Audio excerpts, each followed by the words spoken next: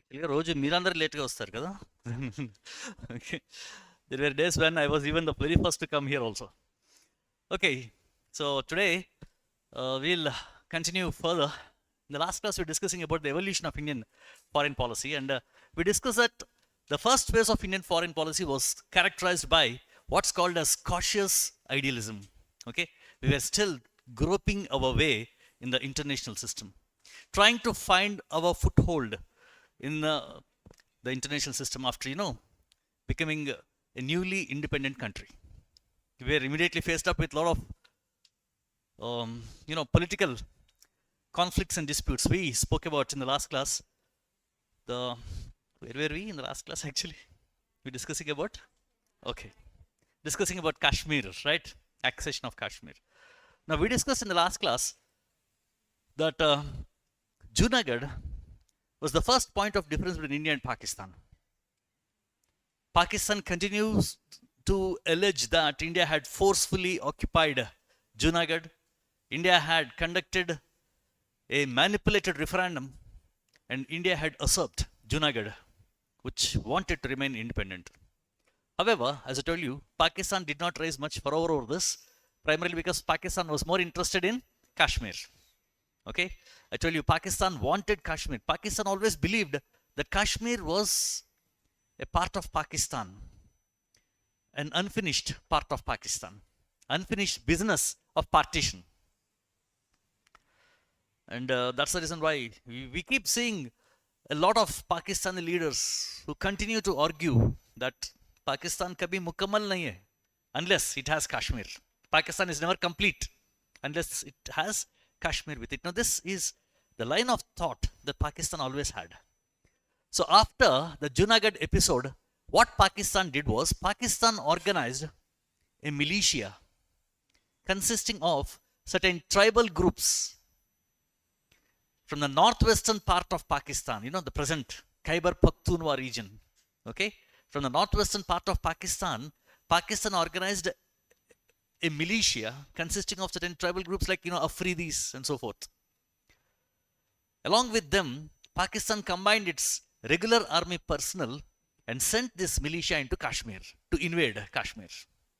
So Pakistani militia began to invade Kashmir, and you know that Kashmir did not have a very strong regular army, and that's the reason why Kashmir yielded very easily to the invading Pakistan militia.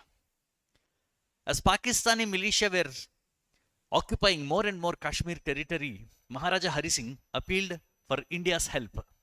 Okay, so what was India's response? India refused to help Kashmir. Why? Because India said that we have an agreement with Pakistan. That's the stand still agreement. The stand still agreement, which says that neither India nor Pakistan should interfere with Kashmir. Both these countries should respect Kashmiri sovereignty. So we will not interfere with Kashmir. So you please deal with your problem. Okay, so this was Indian response to Kashmiri appeal for help. India cited the standstill agreement for not intervening in the Kashmir issue. As Pakistani militia were occupying more and more territory, Maharaja Hari Singh became very desperate. He again appealed for Indian help. The second time also India turned down, as Pakistani militia went into occupation of nearly 72% of Kashmir territory. 72% of Kashmir's territory came under the occupation of the Pakistani militia. Okay, now this time, when again Maharaja Hari Singh appealed for Indian help, this time India said, okay, if you want to continue to remain as an independent state, we will not be able to help you. Why? Because there is this agreement. But if you accept to be a part of India, then we will be able to help you. Now, this was the proposal put forward by India, obviously. Okay, so Maharaja Hari Singh was more than ready. A treaty of accession was signed between India and the Kashmiri ruler, merging Kashmir and Kashmir becoming a part of Indian territory. Okay, the treaty of accession was signed. Now, what should Pakistan call this? There was a point of time when India refused to recognize and acknowledge the treaty between Junagadh and Pakistan. India called that as an illegitimate treaty. Now, Pakistan responded in the same way for India's accession of Kashmir. Pakistan called this as an illegitimate treaty primarily because the majority of people in Kashmir were Muslim and the treaty does not represent the democratic aspirations of the people of Kashmir. This is an illegitimate and illegal treaty. Now, this was what Pakistan had said. Okay? Armed with the treaty of accession, Indian army enters into Kashmir. And you know what happened? What happened? Indian army begins its campaign against Pakistani militia. And by, the occupation of Pakistani militia comes down. Okay? From 70 to 50, 50 to 40, 40 to 30, slowly the occupation of Pakistani militia had come down to 30%. Then something happens to Jawaharlal Nehru suddenly, Jawaharlal Nehru, for some reason, which is still not known, orders the Indian campaign against Pakistani troops to stop. Okay? Stop your campaign against Pakistani troops in Kashmir. Why? It was beyond the understanding of our military generals. Why is it that the political leadership in India is asking the military to stop its campaign against Pakistan? Remember, never before in history, there was never an instance when a country on the brink of victory to retrieve its own territory ever stopped its campaign against a rival. తన సొంత భూభాగాన్ని దక్కించుకునే ప్రయత్నంలో whenever a country is at the brink of victory, it never stopped its campaign. But here, Jawaharlal Nehru was asking the Indian army to stop its campaign. Okay? It was said that the military generals had pleaded with Jawaharlal Nehru 48 hours. Chalmaku. Okay? Jawaharlal Nehru said nothing doing. He did not want the Indian campaign to continue. And that was a big relief for Pakistan, And the next thing, unthinkable step was taken by Jawaharlal Nehru. Jawaharlal Nehru decided to take the Kashmir issue to United Nations Organization, UNO. Okay? This is what's called as internationalization of the Kashmir issue.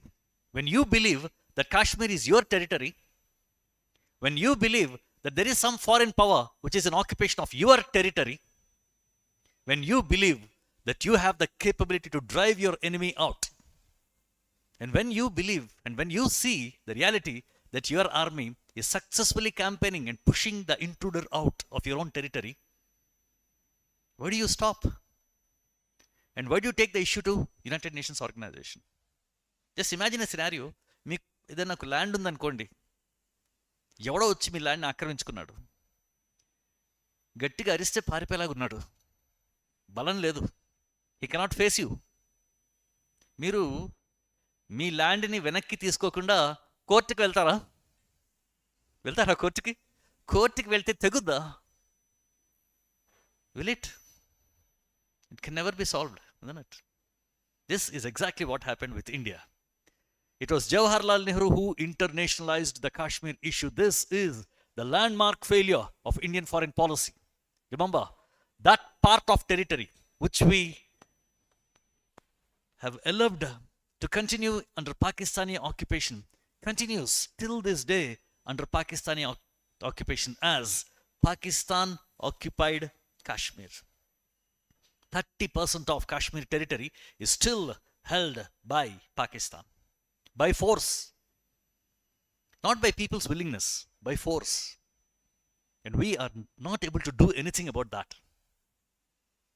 This is what was a landmark failure of Indian foreign policy in the first phase of India's evolution. Okay? Internationalization of Kashmir issue. And what did United Nations Organization do?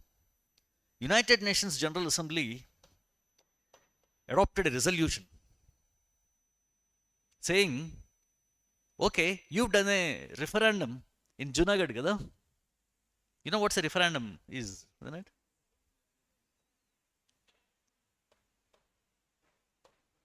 Ascertaining public opinion on a matter of legal, political, or constitutional importance.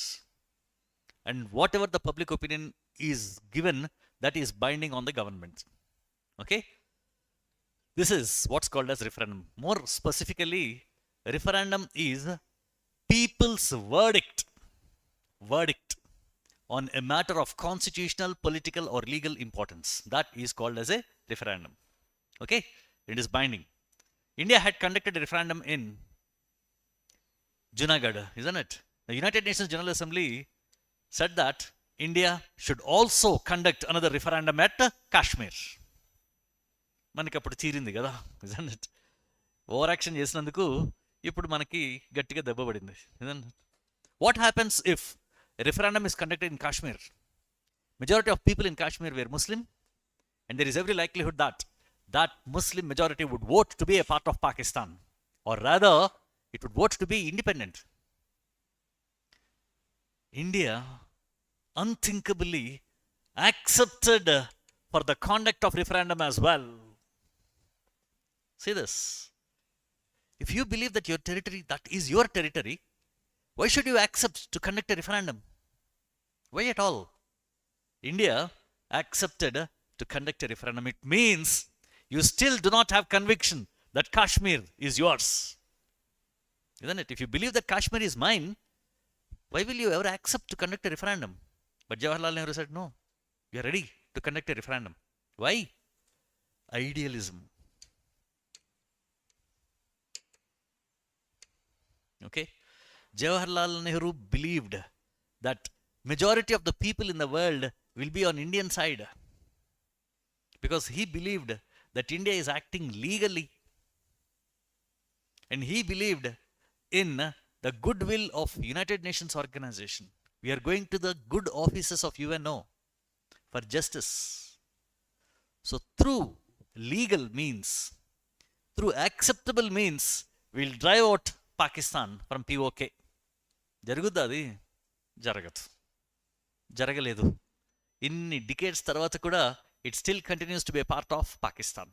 This was the landmark failure of Indian foreign policy, internationalization of Kashmir. Okay? Now, India accepts for conduction of referendum. In the meanwhile, Pakistan is having a dilemma. వీళ్ళ రిజల్యూషన్లో ఏమన్నారంటే 3 conditions పెట్టారు. First condition ఏంటంటే Pakistan should withdraw from Kashmir. Pakistani army should withdraw from Kashmir. First step. Second step, India should reduce its troops to minimum and create conditions for conduct of referendum. 3, a referendum should be conducted to ascertain the future of Kashmir. So a 3-step process was proposed through the United Nations referendum resolution. Okay? నా Pakistan problem ఏంటంటే వీళ్ళు troops తీసేశారనుకోండి, ఆ మిగిలిన 30% కూడా India occupy చేసేస్తుందని భయం first.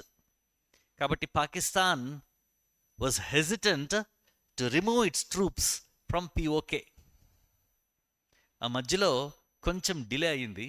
In the mean while, in 1950 January 26th, the Indian Constitution comes into force. The Indian Constitution. Now what our leaders say? We were ready for the conduct of referendum because by then the constitution did not come into force. But now the Indian constitution has come into force, and there is no provision for referendum in any part of Indian territory under the present Indian constitution. Therefore we cannot conduct the referendum. This had been the Indian stand on Kashmir. Further, India today says for 7 decades the people of Kashmir have been a part of Indian political process. There were elections, they were returning candidates, they were sending their representatives, They had been a part of Indian political process for the last 7 decades. This is their referendum to be a part of India. Okay? Separately, మేము వేరే referendum మేము conduct చేయక్కర్లా. The Kashmiri people are taking part in elections. They're contesting elections. They're sending their representatives. They are a part of Indian political process. This is their referendum. Okay? This had been the Indian stance since then. Are you all with me? So this was the issue of Kashmir. Was this a failure? What do you think? Was this a failure or not? For so many decades now, India allowed POK to continue as a part of Pakistan. For so many years, we still continue to argue that Pakistan is illegally in occupation of the Kashmir region, which belongs to India. We continue to lay our claims on POK till this day. We continue to draw our map like this till day. But we have failed to get back our territory. That's the problem. Okay? This was idealism. నార్మల్గా మీ ల్యాండ్ని ఎవడన్నా occupy చేశాడు అనుకోండి, మీకు వాడికంటే ఎక్కువ శక్తి ఉందనుకోండి, వాడేం చేస్తాడు తెలుసా? ఇంకొక మీకంటే బలవంతుణ్ణి ఆ ల్యాండ్లోకి ఇన్వాల్వ్ చేస్తాడు కదా, right? So what did Pakistan do? A part of POK was ceded by Pakistan to China. Okay? A part of Pakistan occupied Kashmir in a region called the Shexgam Valley is ceded by Pakistan to China, creating a third party interest. So today, if we have to get back POK, we'll have to fight not only with Pakistan, but also with China. You know, this is how much Pakistan respects Kashmiris and Kashmir. For them, this is just a territory. Okay? Not an emotion that Pakistan usually claims. Kashmir is our jugular vein. You know, what is that fellow's name? Asim Munir. He's a completely radicalized person, it seems. Imran Khan's sister was giving a statement yesterday saying that this fellow, Asim Munir, is a completely radicalized Islamist who only believes that he should go to war with India. He's pushing Pakistan to a war with India. This is what was said by Imran Khan's sister yesterday. You know, itlanti mindset leadership in Pakistan has. And today they claim Kashmir is Pakistan's jugular vein. Jugular vein ante telusu kada, the main vein that you know that connects brain to the body and all that. Okay? And Kashmir will continue to be our jugular vein, he says. Asim Munir, Chief of Army of Pakistan. Okay? So Kashmir is continuing still as a big issue between India and Pakistan even now also. The problem was this. Okay? Internationalization of Kashmir. First landmark failure. Right? Please take down. This phase of Indian foreign policy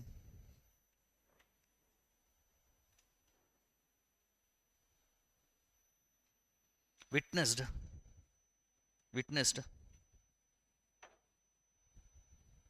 certain landmark failures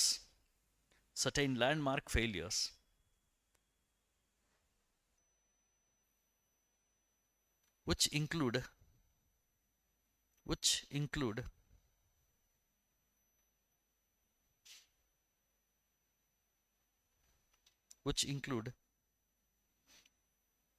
one, internationalization of Kashmir.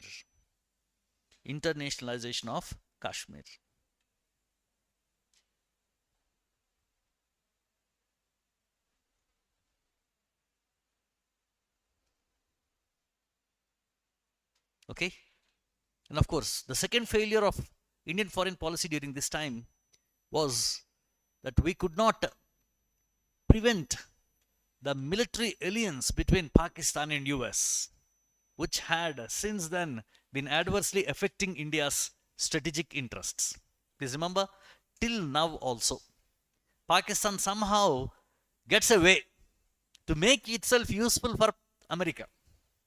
ఏదో విధంగా, in one way or another, Pakistan makes itself useful for America. For example, throughout the period of Cold War, Pakistan became a military ally of US. And Pakistan gave US a very strong foothold in South Asia. Okay, South Asia lo USA ki strong foothold ivadaniki Pakistan became a very important factor. Pakistan gave US access to its naval bases and all that. Okay, Cold War అయిపోయిన తర్వాత Pakistan's strategic importance reduced. But then America had to campaign against Afghanistan in its war on terror. So Pakistan became again a very important region. Okay, Pakistan became a frontline state for US in its campaign against Afghanistan. Okay, ఇప్పుడు Iran is a threat to American interests. The most powerful state, Iran, in entire Middle East, is a threat to American interests. Therefore, Pakistan, which shares borders with Iran, again becomes important for US. Okay, so Pakistan somehow or other makes itself very useful to America. And that unholy relationship began in 1950s, when Pakistan became a member of the Southeast Asian Treaty Organization and Central Treaty Organization. Okay, please take down. Second failure of Indian foreign policy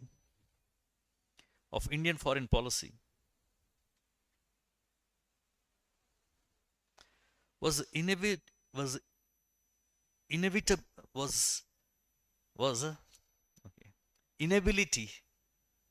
inability of India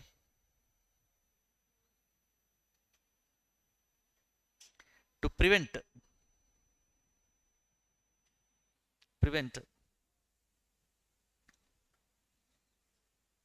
the military alliance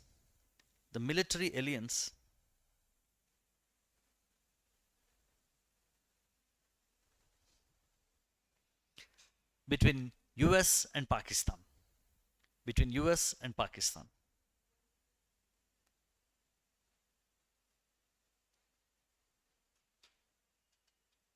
Okay, where India could have been a very good ally of US. Actually, I told you, right, India and US were sometimes described as natural allies.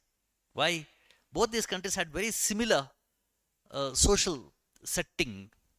Both these countries had similar political system, democracy, okay, multi-party system and all this. And both these countries have complementarities, okay, trade complementarities. And that's the reason why India could have been a very important ally of US. But unfortunately, it was Pakistan. Okay, please take down. Pakistan joined military alliances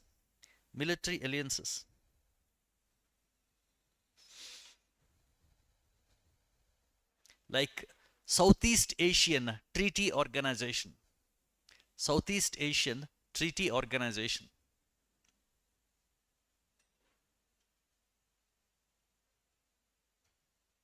In 1954,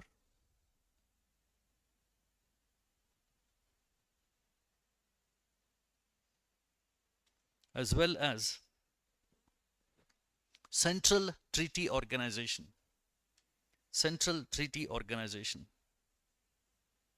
in 1955.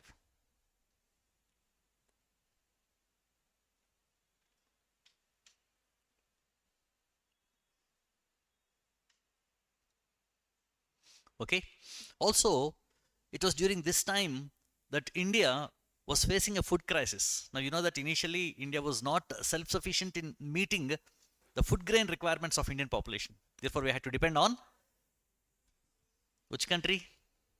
USA. What was that program called? PL 480. Public Law 480 was a food aid program that was being launched by America in various parts of the world. And America, through this program, was giving food grains to those countries which are having food grain shortages. So India had to import food grains from America under this program. Okay, వాళ్ళేదో ప్రేమతో ఇవ్వట్లేదండి. Don't be under that impression. Nobody does anything for love. Okay, why? Why were they giving? Why were they giving food grains to other countries as a part of food aid? Because America has surplus. America has surplus in food grain production. And if this surplus is available in American markets, then farmers and agriculturists will not be getting good remuneration. Therefore, this agricultural surplus is distributed among other countries as food aid program. And through this, America controls the policies of other countries. The dependence of India on food grains and food aid coming from US made India heed whatever US was telling to India. Okay? Therefore, America was using food aid as a geostrategic weapon to control and influence the policies of other countries. Okay? Kabatte food aid. Antegani premata evarivaru. Okay? Right? Don't be under this impression. India realized its vulnerability, how vulnerable we were, how dependent we were on other countries. That came to our realization. Please take down. India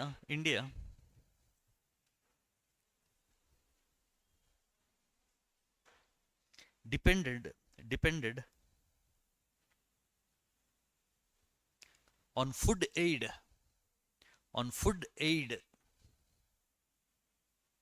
provided by US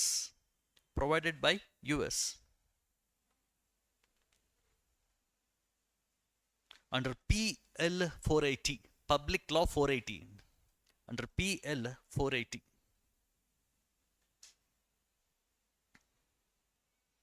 which increased Indian vulnerability.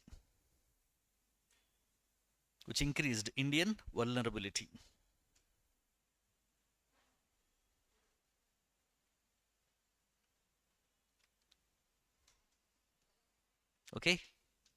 Of course, the most important failure of this phase of Indian foreign policy was the Sino-Indian War of 1962, which opened our eyes forever. Okay? This war made us realize how naive and how innocent we were in the conduct of foreign policy. Okay? Now, you know that India had signed the Panchashil Agreement with China in 1954, and India was propagating for Sino-Indian friendship since then. Okay, it was this friendship that India had with China, which what's called as blindsided India. Okay, they were blind to some things that China was doing. China occupied Taiwan. Okay, in 1955. Excuse me, China occupied not Taiwan, Tibet. Yeah, I was only testing you, right? China occupied Tibet. And this actually was a very, very dangerous move for India. Why? Because Tibet was a buffer between India and China. Tibet was a buffer between India and China. Okay, we had a border with Tibet. Tibet was an autonomous kingdom before Tibet was occupied by China. But blinded by friendship, when China occupied Tibet, India kept quiet. India should have responded. India should have opposed. India should have said, why is it that you're occupying an independent country? Why is it that you're violating international law? But India decided to keep quiet. This occupation of Tibet by China now created a direct border between India and China. A border which is not accepted by China. This has created one of the lengthiest border disputes in the modern times between India and China. Okay?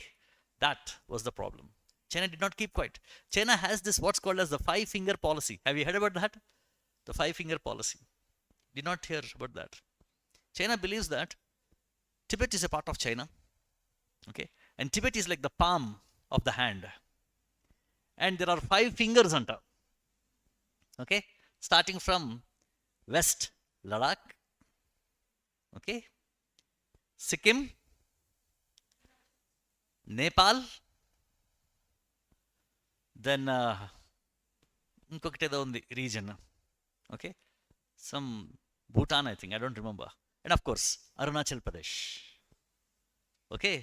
These 5 regions now China is claiming. This is what's called as the 5-finger policy. Tibet, Ladakh, Arunachal, Nepal, Sikkim, ఇవన్నీ మావి అంటున్నారు అనమాట. Okay, they have their own very ridiculous ideas, okay, right? And this is one such idea, the 5-finger policy, okay. Now once they got hold of Ladakh, Tibet, now they are claiming Ladakh on the western sector, Arunachal Pradesh in the eastern sector, okay. Now this has become the big issue between India and China now. India should have resisted Chinese occupation of Tibet. India must not have recognized the Chinese occupation of Tibet. India should have continued to insist that Tibet is autonomous and Chinese occupation of Tibet is illegal. Our quiet acquiescence of Tibet's occupation by China was another strategic blunder done by India during this time, okay. That emboldened China, and now China began to lay claims for Indian territories. 1958, China publishes maps showing Arunachal Pradesh and Ladakh as their territories, okay. India raises objection in 1959. China says in 1960 that was an error and we'll rectify it. 1961, China republishes the same map. Now this time India is irritated, and Jawaharlal Nehru now is having second thoughts. He goes to the Indian Parliament and he says, these fellows, Chinese, they don't understand the language of peace and goodwill. They only understand the language of force. We have to use force against China. This was the statement issued by Jawaharlal Nehru in our parliament. Enta miscalculation. Chinese only understand the language of force. So we have to use force against them. We have underestimated their strength. We were completely unaware of their motives and intentions. We were utterly unprepared for a war in case it breaks out with China. Everything went wrong. You know, I told you, if you remember yesterday, Chinese ancient realist gives a direction. Bide your time, hide your strength. You know, this was exactly what China was doing. India was completely unaware of what its motives are and completely unable to estimate the strength, the prowess of Chinese. Okay, in 1962, China attacks India. A unilateral attack. And China very rapidly went into occupation of Arunachal Pradesh as well as Ladakh, a part of Ladakh called Aksai Chin. Okay. India was shocked. India did not expect this. A few months into occupation, China unilaterally withdraws only from Arunachal Pradesh and occupies Aksai Chin. 36,000 square kilometers of Aksai Chin still under the occupation of Chinese. You know what China said? We did not come to invade India. If we would have come to invade India, we would not have come like this. We have come only to show India its place. నీ place ఏంటి అది చూపించడానికి మాత్రమే వచ్చాం. Occupy చేసుకోవడానికి రాలా. Occupy చేసుకోవడానికి వస్తే మేము ఇట్లా రామని చెప్పి అన్నారు. అప్పుడు మొదలైంది మనకి భయం చైనా అంటే. You know, we realized how much hollow our defense preparedness is. This was the biggest failure, inability, unpreparedness, unawareness of the abilities and motives of Chinese. The Himalayan blunder of 1962. This was the blunder which was called as the Great Himalayan Blunder of Indian Foreign Policy. Okay, please take down. The Sino-Indian War of 1962. The Sino-Indian War of 1962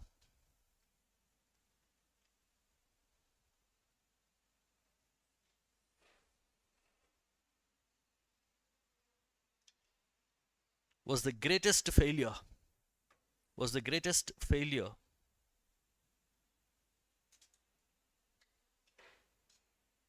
during this phase.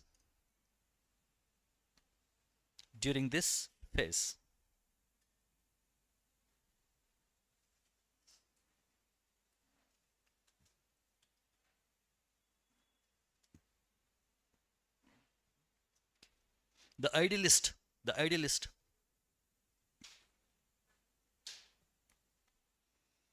approach of Indian foreign policy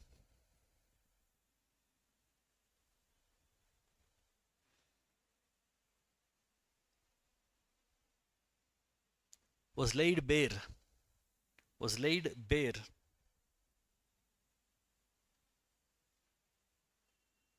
was exposed,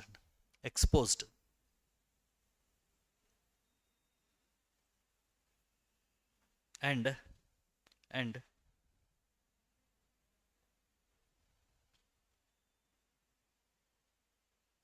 Indian approach to international relations was criticized.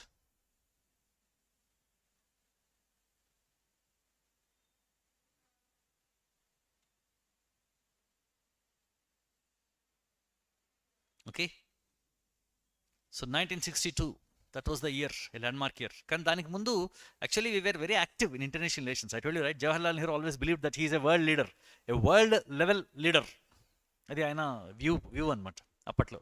Okay, probably he must have imagined himself like somebody like Putin or Trump or Xi Jinping or somebody like that. Okay, and that's the reason why India was very active, in fact, in United Nations peacekeeping missions. We were very active. We were very actively participating.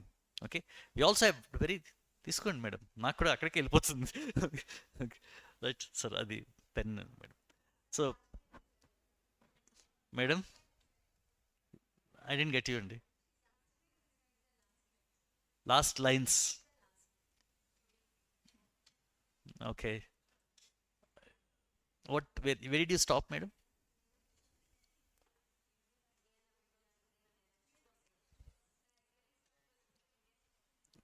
Was criticized. Right? Ante, ఇంకేముంది అనుకుంటున్నాను. Okay, right. Okay, now this was how India was, initially. Okay, but India was very active, as I told you, in other arenas. For example, in disarmament. Okay, in United Nations commissions for peacekeeping missions. Okay, and in the area of peace movements that were being carried out in the arena of what's called as decolonization. Right, India supported a lot of movements in various parts of the world for national liberation. So in other areas India was very active. బాగా యాక్టివ్గా ఉన్నాం అప్పుడు, కానీ మన సెక్యూరిటీని మనం కొంచెం neglect చేసాము. We neglected it. We are very naive, as I told you, right? At least internationalization of Kashmir issue అనేది ఒక పెద్ద మిస్టేక్ అని మనం అర్థం చేసుకోవాల్సిందే. We should have understood it. We should have understood that United Nations approach అయ్యాం with good will, hoping that United Nations organization will be more favorable towards India and Indian viewpoint. But that was not to be the case, as we understand it today. United Nations organization did not respond positively or favorably to India. UN said, conduct a referendum, then you claim it, even after India had entered into a treaty of accession, by, indicating at Junagadh. That was an adverse response of United Nations organization. But still, we persisted with this. 1962, okay, Jawaharlal Nehru could not recover from this shock. Okay, he reduced international meetings ఎందుకు వచ్చింది మనకి ఇవన్నీ అని అప్పుడు అర్థమైంది అనమాట ఆయనకి. Okay, right. And then, of course, in 1964, Jawaharlal Nehru passed away, and we had Lal Bahadur Shastri. Okay, Lal Bahadur Shastri became the Prime Minister of India. And please remember, Lal Bahadur Shastri was the Prime Minister who ushered Indian foreign policy into realism. Let us be more practical. Let us be more realist in the way we conduct our foreign policies. Let's not be very naive. Let's not be too carried away. Okay? When Lal Bahadur Shastri became Prime Minister, Pakistan thought that this is the most opportune movement for Pakistan. This, they thought, was the Pakistan's movement. 1965, Jawaharlal Nehru chachipayadu. Okay? Congress party is becoming very weak. And India is now in a phase of transition. And when you see Lal Bahadur Shastri, you'll see him as a very short man, you know, very short statured, very soft spoken. He looks very gentle also, you know. They thought this fellow is very easy to deal with, Lal Bahadur Shastri. Okay. And so in 1965, taking advantage of India's vulnerability, because our soldiers' morale was very low. Our soldiers' morale was very low. You know, 1962, we had a shocker. China simply trampled India. It just trespassed into Indian territory, occupied our territories, not able to do anything about it. Our soldiers' morale was very, very low. Okay? And we lost our face in international arenas. India, you can take it easy. Anukune oka situation ki వెళ్ళిపోయాం మనం. Okay? At that time, this person becomes the Prime Minister of India. Pakistan seizes the opportunity. In 1965, Pakistan attacks India. We had the second war with Pakistan in 1965. Okay? Pakistan knew that our morale was low, confidence was low, our political system was unstable, our economic system was in crisis. And now Pakistan thought that it can simply beat India. This time, Indian response was different. Lal Bahadur Shastri said, okay, ippati varaku, whenever Pakistan is attacking India, we are only responding at Pakistan's incursions and invasion. Ante kada? This time, let us attack Pakistan along the entire frontier, and let's take the war straight into Pakistani heartland. You know? For the first time, the Indian army crosses the international border, enters into Pakistan, and within weeks was knocking at the doors of Karachi, the main cultural and economic center of Pakistan. Pakistan was shocked. You know, America came to support of Pakistan at that time. Western countries extended all their support to Pakistan. But still, Indian army showed its resilience, its depth. Okay, I told you, if you remember, whenever India has a crisis, whenever India has a problem, one country always comes to India's aid. What is that? That is a friend, of course. You might be shocked. Yes? Whenever India has some real crisis, one country always comes to our help. You know what it is? Pakistan. You know why? 1962. We lost the war with China. The hurt was very deep. Okay? Our morale was very low. We were being insulted and ridiculed by the entire international community. We needed something to get back our confidence. And who offered the opportunity? Pakistan in 1965, you know, right? This is how, you know, whenever India had some problem, Pakistan always came to our aid. 1998, India conducted the nuclear test. Okay? After around 50 years, half a century of nuclear limit, only 5 countries were there which were nuclear powers across the entire world, and the rest, 190 countries, never dared to cross that nuclear Rubicon imposed by these permanent 5 members. We had this non-proliferation treaty, which says no country should pursue nuclear weaponization. And all the countries signed this. Okay? In 1998, India was the first country to dare to cross that nuclear Rubicon. When we conducted the nuclear tests, India became the 6th nuclear weapon state after half a century. You know, the entire world shunned India, treated India as an untouchable. We were subjected to sanctions. The world was very harsh with India. The response was damning, actually. The entire world was cursing India. Now, this will open the doors for other countries also to follow suit. India is leading the way as a rebel to the nuclear non-proliferation architecture. Kada? Who came to our aid? Pakistan. Within 24 hours, Pakistan conducts nuclear tests. Then the world knew, okay, Pakistan kuda undannamata. Appadaka తెలియలేదు. 1999, Pakistan attacks India in a Kargil war.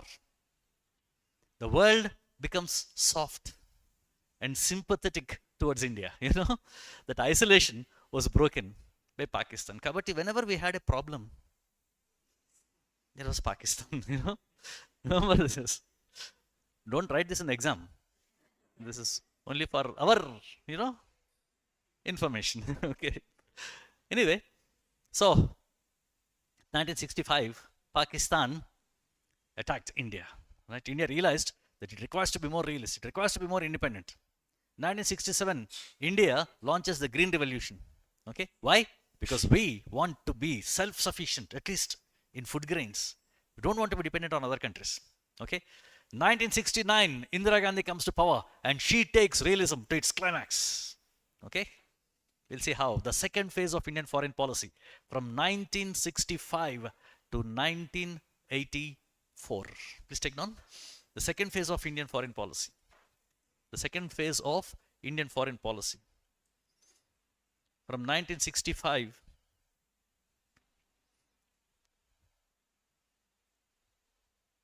to 1984.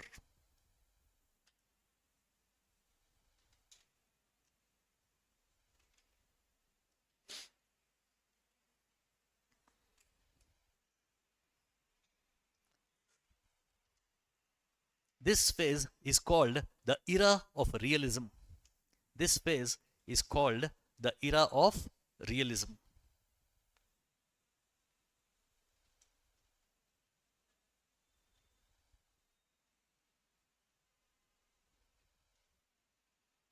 Starting with Lal Bahadur Shastri. Starting with Lal Bahadur Shastri.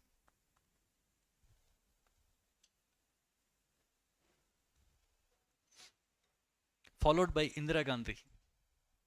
Followed by Indira Gandhi.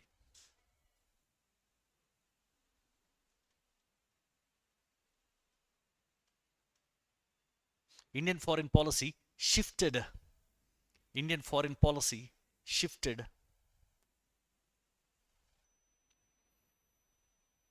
to realism.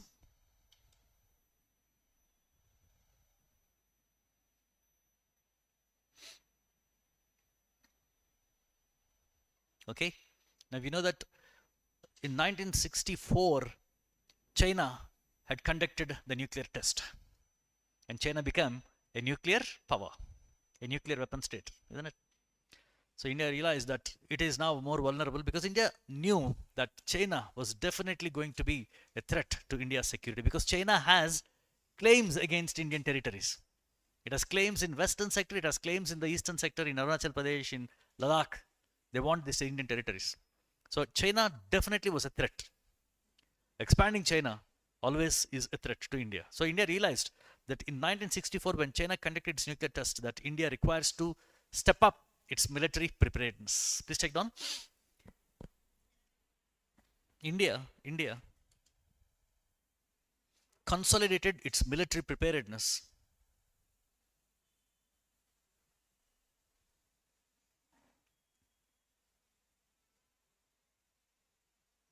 strengthened its defense capabilities.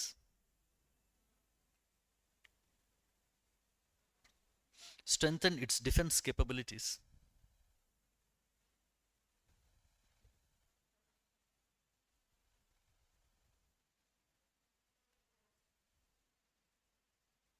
India also began to take steps. India also began to take steps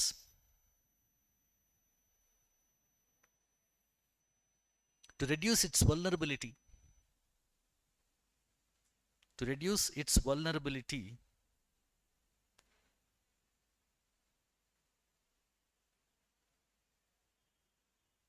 by achieving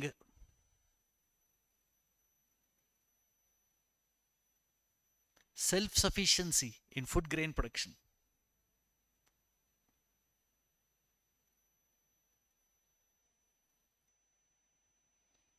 Self-sufficiency in food grain production. Okay, నార్మల్గా ఈ public లా 480 అనేది it's as I told you the food aid program. Okay, this is primarily to overcome its dependence on food aid from US. Okay, what US doesn't give it free. US allows the other countries to pay for the food aid in their local currencies, for example rupees. Okay, and uses that money for imports from India. Are you with me? Okay, కాబట్టి ఇదేదో ఫ్రీగా ఏమి ఇచ్చేది కాదండి. It charges but it allows India to pay in your local currencies. Okay, not in dollars. Tell me, why do you think that dollar had become the most important medium of exchange in international trade? Why? Because of its ability to, it's stable. Okay, now she believes that dollar is stable and therefore all the countries want dollars. Is it really the truth? Why is it that dollar became the most important medium of exchange in international trade? That's because we have something what's called as the petrodollar system. Have you heard that? Petrodollar system. Okay, now what exactly is this? Now petrodollar system, you know, I told you that America went into control of the majority of oil resources in Middle Eastern region, and there were a lot of countries with which America entered into a military alliance, showing the threat of communism. Communism వచ్చేస్తుంది, రేపొద్దున revolutions వస్తాయి, కాబట్టి you need our protection. So America entered into these treaties like CETO and CENTO. Okay, through these treaties America maintained good friendly relations with regimes in Middle East. Okay, Iraq, Saudi Arabia, Kuwait, UAE, Bahrain, Qatar, all these countries which are having massive oil reserves, they were friendly and amenable regimes to US. US made it compulsory that these countries enter into oil contracts only through the medium of dollars. Are you with me? Okay, so if I want to buy some oil, ప్రతి దేశానికి oil కావాలి కదా, I have to only use dollars and not any other currency. Therefore every country which needs oil needed dollars, and that's how dollars demand was kept high in international markets. Are you all with me? Okay, and I told you that there is only one country which has what is very politely called as exorbitant privilege to print these dollars. Which is that country? US.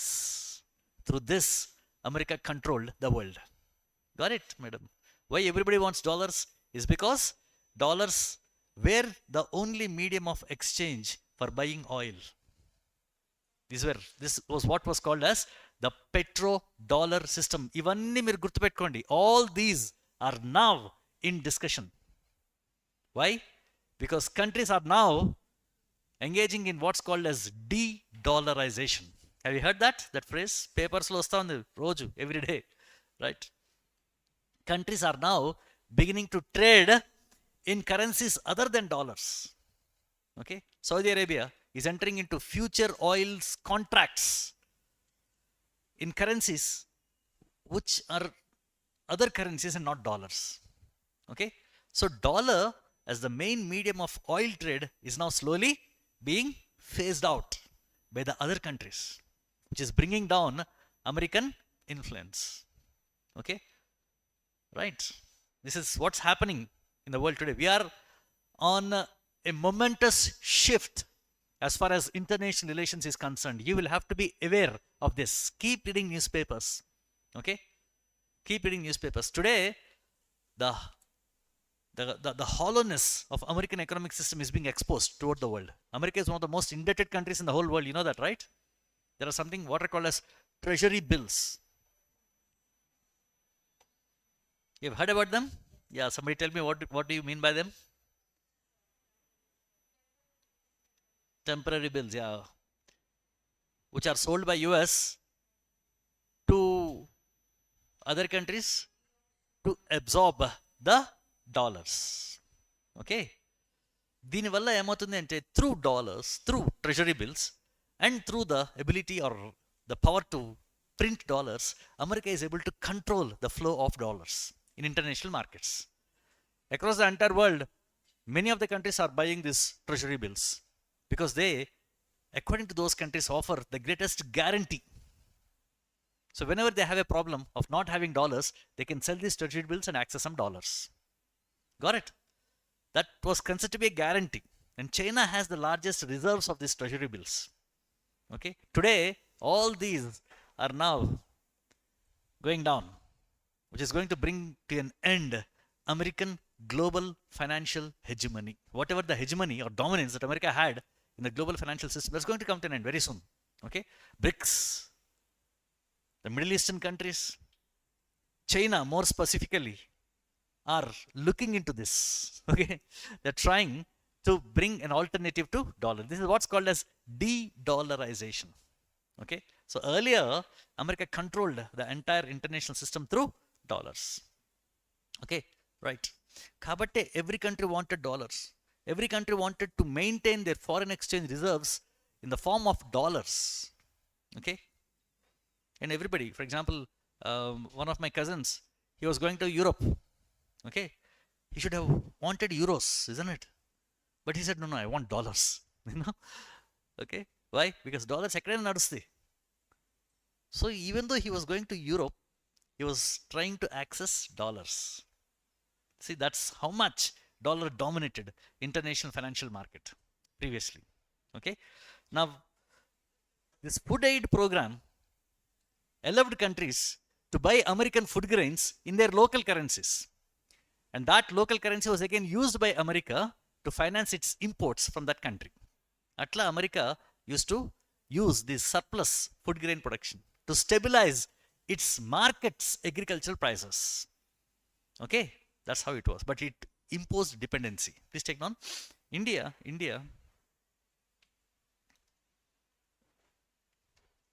began its Green Revolution program.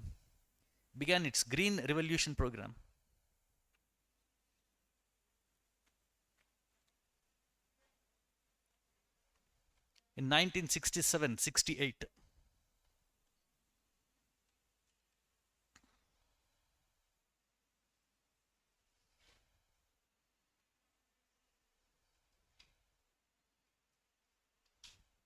Okay, so India at that time committed itself to building a 1 million strong army.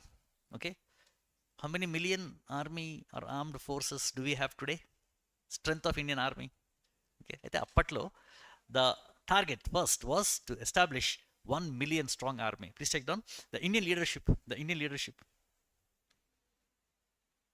committed itself. The Indian leadership committed itself to creation of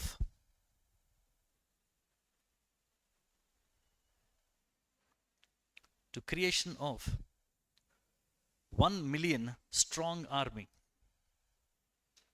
1 million strong army.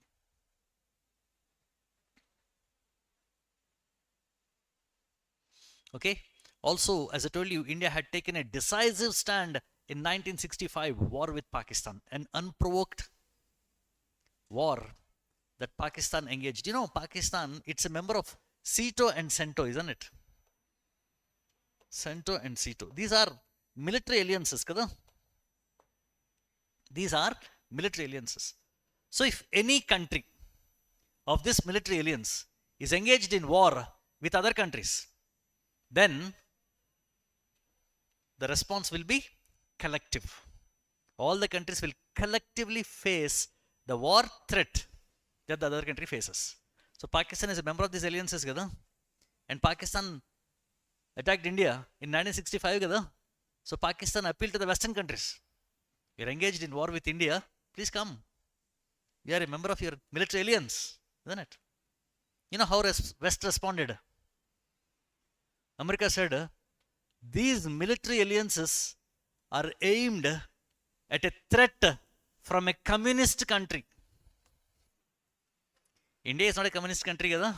So go fight your war, you know. Koncham Pakistan, you know, it's always like that. Sundar part ekwa, I told you, isn't it? You know, in international relations, there's a time when you unleash and when you hold back. Pakistan was seeking cooperation and support from the West through these military alliances. That did not come through. Okay, India took a decisive stand, attacked Pakistan along the entire frontier, and took the war to Pakistani heartland. Please take down. During this war, for the first time,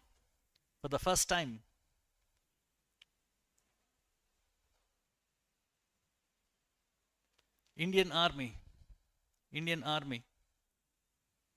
crossed the international borders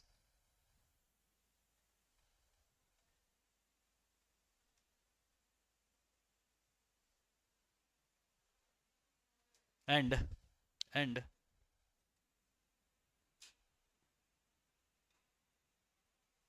threatened major economic and cultural centers.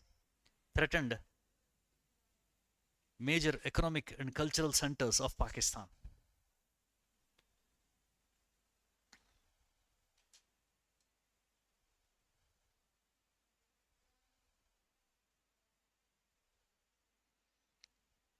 India also began to take steps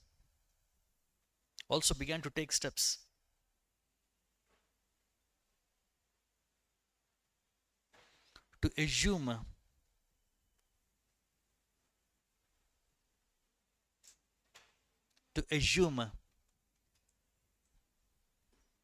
the leadership role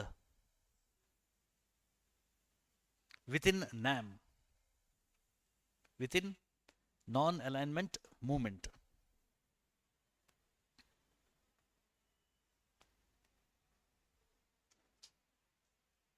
Okay. Now, this was ultimately the 1965 war came to an end because of the mediation of Soviet Union. Okay, and an agreement was reached called the Tashkent Agreement. Have you heard that? Okay, please take down the Tashkent, Tashkent, Tashkent. The Tashkent Agreement between India and Pakistan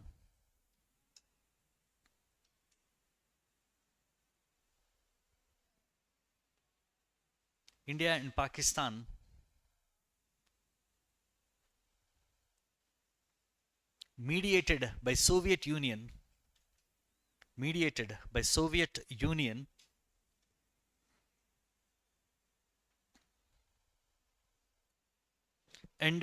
the 1965 war.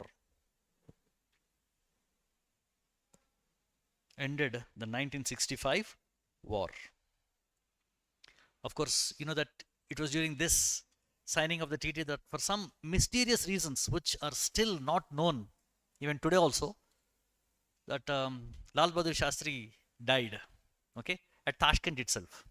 Okay, he died at Tashkent, and nobody knows the reasons till date as to why the death had occurred. What are the reasons? It still remains a mystery. Okay. Recently, meek telso telido, our Prime Minister Narendra Modi attended Shanghai Cooperation Organization meeting at China. There were fears that a plot to assassinate Narendra Modi also were slowly unfolding during this meeting. Have you heard about that? Okay.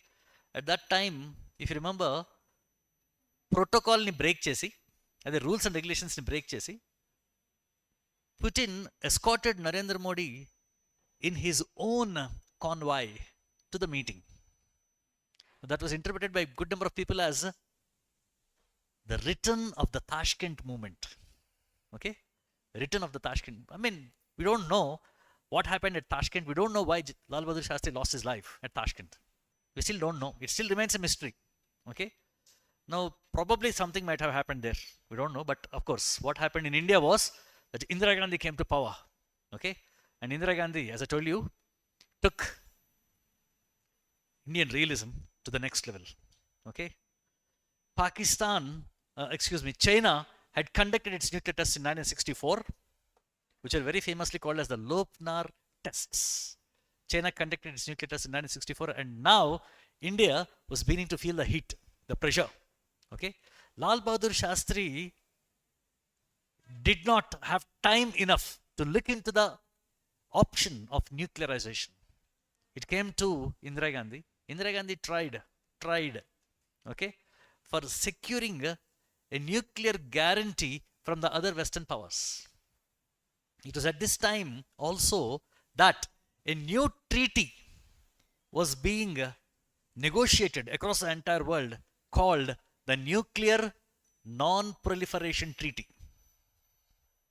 From 1964, China conducts the nuclear tests.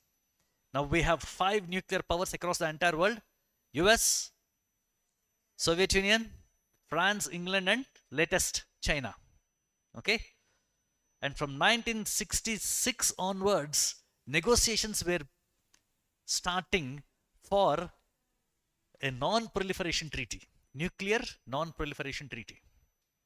Nuclear non-proliferation treaty says that apart from these 5 countries, okay, no other country in the whole world should pursue nuclear weapons. Whatever nuclear program that every country pursues should be put under the vigilance and inspection of international bodies like International Atomic Energy Agency. So if any country is pursuing a nuclear program, it should only be for peaceful purposes. So international organization called IAEA will inspect your nuclear facilities, your reactors, and see that your nuclear technology is only for peaceful purposes. Okay? Countries are not allowed to transfer nuclear technology to other countries. Countries are not allowed to build or engage in indigenous nuclear program. Okay? But what about these 5? The P5 countries can keep their nuclear weapons. They can conduct their nuclear tests. They can stockpile their nuclear weapons. They can expand their nuclear arsenal. But all the other 190 countries in the world are prohibited from either acquiring or pursuing or seeking nuclear weapons. You know? Is this right? What do you think? The Non-Proliferation Treaty puts a limit. 1967. All those countries which have conducted a nuclear test prior to 1967 will be henceforth called as the Nuclear Weapon States. NWS. All other countries are non-nuclear weapon states. Only the nuclear weapon states can possess, can expand, and can conduct nuclear tests and experiments. All other countries, no. Is this acceptable? మనకే acceptable అనిపించలేదు, మరి ఇందిరాగాంధీకి అనిపిస్తుందా చెప్పండి? Okay, 1966 Indira Gandhi authorizes India's nuclear weaponization program. Chalo, let's do it. Okay, India refuses to sign non-proliferation treaty, calling this treaty as unjust, discriminatory, a treaty which allows some countries to stockpile nuclear weapons and acquire nuclear monopoly while depriving the other countries' sovereign and supreme right to pursue their own nuclear program. This treaty is an unjust treaty. Therefore, in 1967, India declares that it has rejected NPT. India is not ready to sign non-proliferation treaty. And India continued with its nuclear weaponization program. Okay, defying the world. Okay, realism. Be ready. Strengthen yourself. It is an anarchic international system. Can't depend on others, isn't it? Ukraine entered into a security assurance agreement with Russia, US, France, China, England as guarantors. But what happened? Russia occupies Ukraine. Russia invades Ukraine. Russia అనుకుని ఉంటుంది ఈ security వేరే వాళ్ళ నుంచి యుక్రెయిన్ని protect చేస్తానని, నా నుంచి కాదు అనుకుందేమో మరి, I don't know, right? Russia thought that it can attack and invade Ukraine, maybe. Okay, so you cannot depend on anybody, you know. So 1966 Indira Gandhi authorizes, 1967 Indira Gandhi authorizes India's nuclear program. Okay, and when did we conduct our first nuclear test? For the first time in 1974. And can you tell me what was that? Adi code name, madam. Smiling Buddha is the code name. What was that test called as?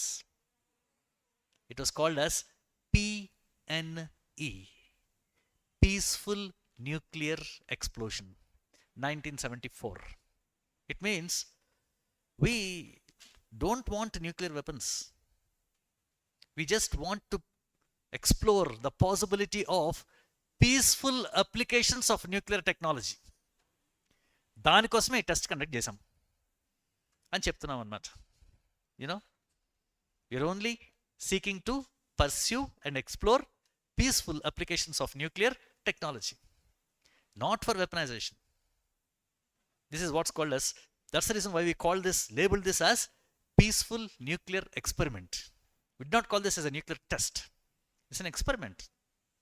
Okay, and you know, the Indian External Affairs Minister gave a 40-minute speech at United Nations saying, see, we can use nuclear technology for generation of power. We can use nuclear technology for high-yielding variety seeds. We can use nuclear technology for subterranean mineral exploration. We can use nuclear technology for industrial applications.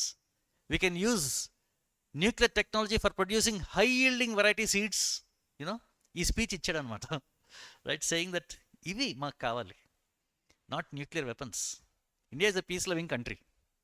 Okay, this was what India was saying in 1974. But you know, if a country is able to conduct a nuclear test in a controlled atmosphere, it means the country has the capability to develop a nuclear weapon. We have the capability, we have acquired the capability. Controlled test nuclear reactors and uncontrolled explosion nuclear bomb. Ante simple. If a country has acquired the technology to conduct a nuclear test in a controlled environment, it means the country also has the capability to detonate a nuclear weapon. So India had acquired the capability in 1974 itself. But em cheptunam, high yielding variety seeds antunnam, you know, but we had the technology and capability. It means in 1974 India became the very first country to be recognized as a threshold country. India became a threshold country. What does it mean? It simply means a country which has the capability but which has not exercised the option of nuclear weaponization. Capability undi, కానీ nuclear weapon తయారు చేసే ఆప్షన్ని exercise చేయలేదు. That is what is called as a threshold. You know what's a threshold is? Threshold అంటే గడప అండి. గడప ఇంటి బయట ఇంటి లోపల. You know, you can either be in the nuclear club or you can be outside the nuclear club. ఆ threshold మీద ఇండియా ఉందన్నమాట. That's why it's called as a threshold country. Today, Israel is recognized as a threshold country because nobody knows whether Israel has nuclear weapons or not. Do you know? Nobody knows. But definitely Israel has the capability. Okay, so India became the first country in 1974 to emerge as the threshold country, a country with nuclear capability but which has not exercised the option. Okay, that was another important and significant step that India had taken during this phase of Indian foreign policy. Please take down. As the negotiations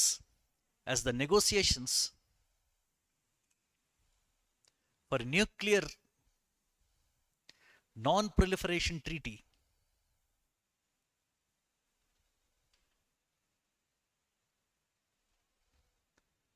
began,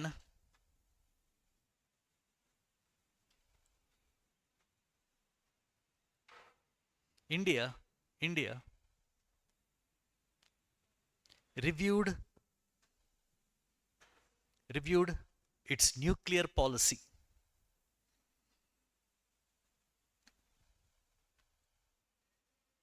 When the treaty was signed in 1967,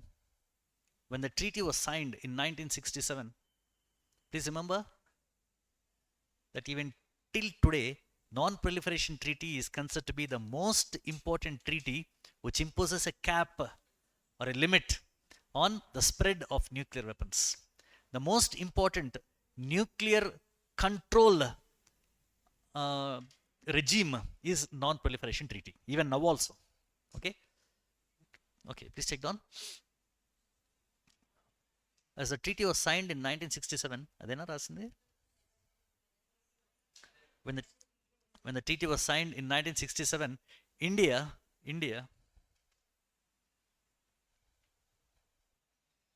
authorized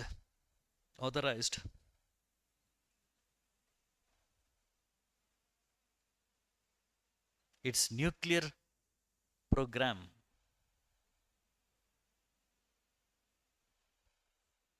India opposed the treaty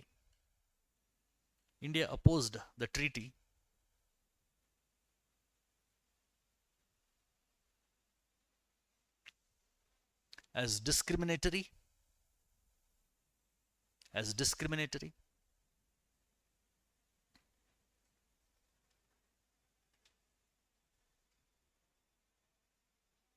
and one that deprives that deprives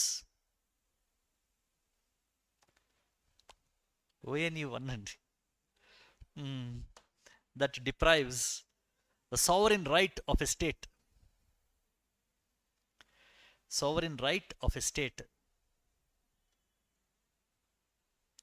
to pursue its nuclear program. Now please remember that whether to pursue a nuclear program or not is the decision of a country kada. It's a part of its sovereign right and it is supreme right, independent decision of a country. If you are saying that no, you don't do that, it means you are depriving the sovereign right of a country to decide on its nuclear program, isn't it? Okay, this is why India says that it's not going to accept this treaty. Further, India also said that the non-proliferation treaty is going to create a nuclear apartheid of nuclear haves and nuclear have-nots. Why should we always be subjected to the threat of a nuclear attack by a nuclear have? So it creates a nuclear apartheid. So India decided to reject this treaty. Please take down. In 1974,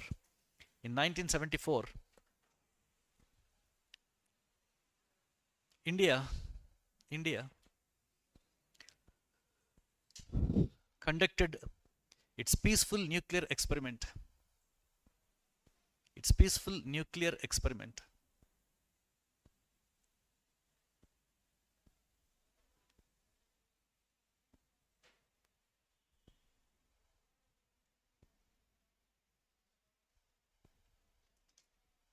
And emerged as a threshold state. And emerged as a threshold state.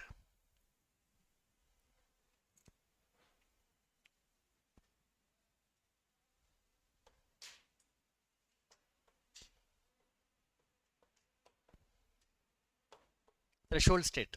అంటే ఏంటండి? A state which has nuclear capability but which has not exercised the option of nuclear weaponization. Okay, please take down. It means a state which has nuclear capability, which means a state which has nuclear capability but which has not exercised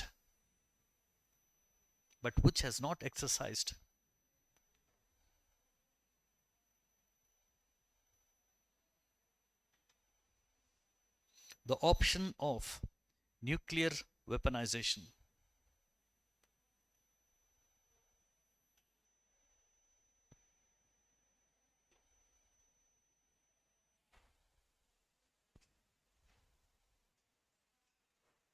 Okay, now again Pakistan offered another opportunity for India when India rejected the non-proliferation treaty, and when India was being pressurized by a good number of Western countries including US and others. They say that, see, either you sign it or you begin to face it, you know. India was actually isolated. Pakistan came to India's rescue again in 1971 because of this Bangladesh Liberation War. You know that at that time Pakistan was divided into two parts, isn't it? The first one is the West Pakistan, the second one is the East Pakistan. Okay, now please remember that the Mountbatten Plan, if you remember, we discussed that in the last class. Mountbatten Plan, which became the basis for the Indian Independence Act 1947. This plan was the basis for the Indian Independence Act 1947. Now this plan said that all those regions which are majority Muslim will become part of Pakistan. They included Baluchistan, Sindh, okay, all these regions. Then this plan provided that a referendum will be conducted in some regions to decide their future. Okay, as a part of that, referendum was conducted in the northwestern frontier province, okay, which also decided to join Pakistan. It was made part of Pakistan. Okay, for some regions which have mixed populations, sizable Hindu and Muslim population, ilanti provinces ki the Mountbatten Plan provided that the members of Muslim League and members of All India Congress will sit separately in the legislative assemblies. In the provinces legislative assemblies, the representatives of Muslim League and representatives of Congress will sit separately and they will vote. If any of this group supports partition, then the province will be partitioned. Okay, so ఈ provinces లో Muslim League members ఇద్దరు కూడా రెండు provinces లో Bengal and Punjab, ఈ రెండు provinces లో Muslim League members they voted in support of partition, and therefore Punjab and Bengal also were partitioned.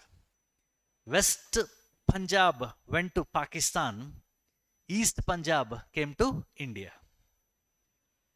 East Bengal went to Pakistan, which was Muslim majority, and West Bengal came to India, which was Hindu majority.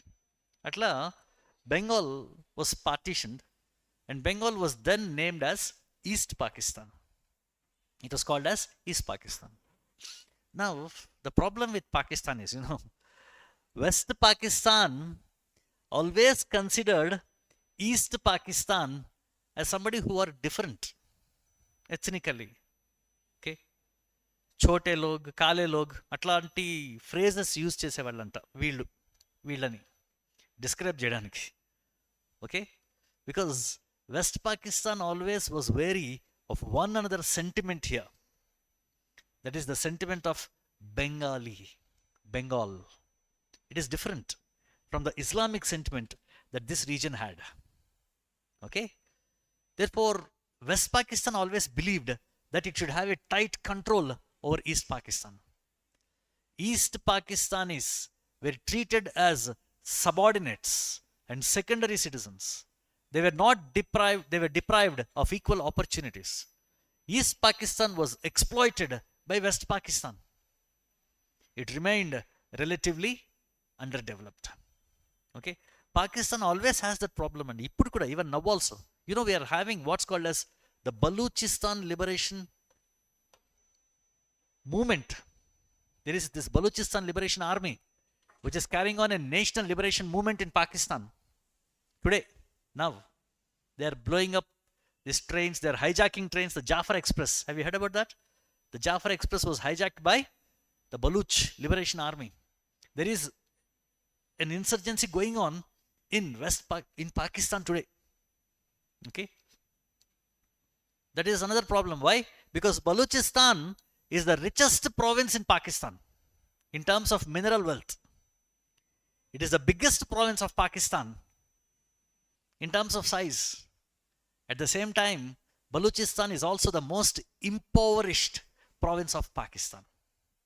All the resources of Baluchistan are being used by the Punjab and Sindh provinces in Pakistan. Kabatti vilaki nachakledu. They want independence from Pakistan today. Okay? And that's the reason why we have the Baluchistan Liberation Army waging a war against Pakistan today. An internal civil war is going on within Pakistan. So we don't know tomorrow Pakistan ఏమవుద్దో చెప్పలేం. ఇంకో పక్క నుంచి there is another province in Pakistan which is called as the Khyber Pakhtunkhwa. Have you heard that? The Khyber Pakhtunkhwa province, right, which is adjacent to Afghanistan, where there is another fighting going on. So Pakistan lo today it's really happening country anamata. Pakistan is really a happening place today. Okay, very exciting times for Pakistan, right? So pakkana Baluchistan, inko pakkana Khyber Pakhtunkhwa, and of course there's always unrest in Pakistan occupied Kashmir. Okay, that's the reason why a good number of people are saying that very soon we are going to see Pakistan exploding. We don't know. ఏమో జరగచ్చు చెప్పలేం.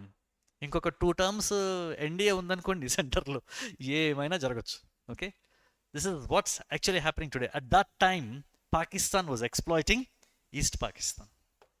There was a movement in East Pakistan called the Mukti Bahini. Have you heard that? Mukti Bahini, right? That movement in East Pakistan was striving for liberation from West Pakistan, freedom from West Pakistan. Okay? India, it is alleged, supported the Mukti Bahini. Okay? And that led to a war in 1971 when Pakistan attacked India in the Western Front. India retaliated, and you know that in 1971 the Pakistani army surrendered before India. Okay? Remember, you look at Pakistani textbooks, it's written there that Pakistan had won 4 wars against India. 4 సార్లు గెలిచిందంట పాకిస్తాన్.